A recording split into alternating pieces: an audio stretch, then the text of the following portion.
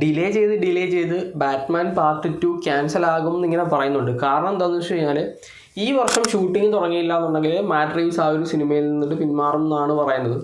Actually ഇതിൻ്റെ story ഒന്നും complete ആയില്ല എന്ന് ഓൾറെഡി പറയുന്നുണ്ടായിരുന്നു.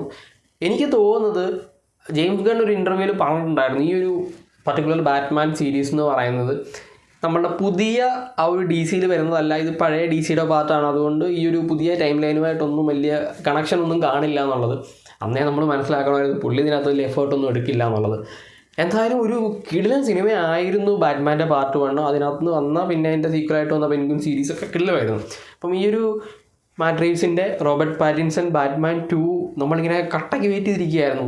പക്ഷേ നടക്കാനുള്ള ചാൻസസ് വളരെ കുറവാണ്. കാരണം ഈ വർഷം ഷൂട്ടിംഗ് തുടങ്ങണമെന്നുണ്ടെങ്കിൽ റോബർട്ട് പാറ്റിൻസൺ ഡ്യൂണിൻ്റെ പാർട്ട് 3 അഭിനയിക്കാതിരിക്കണം. പുള്ളി ആ ഒരു കാസ്റ്റ് അല്ലെങ്കിൽ ആ ഒരു ക്യാരക്ടറിനുമായിട്ടുള്ള കോൺട്രാക്റ്റൊക്കെ ആയി ഏകദേശം എന്നാണ് പറയുന്നത്.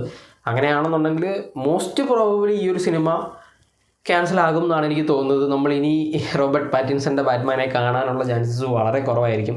ഇവർ പുതിയൊരു ആക്ടറിനെ കാസ്റ്റ് ചെയ്യും എന്നാണ് എനിക്ക് തോന്നുന്നത് പുതിയ ഡി സിയിലേക്ക്. എന്താണെന്നൊന്നും ഒഫീഷ്യലായിട്ടൊന്നും വന്നിട്ടില്ല, എങ്കിലും ഇൻഡ്യൂഷൻസ് അങ്ങനെയാണ് പറയുന്നത്.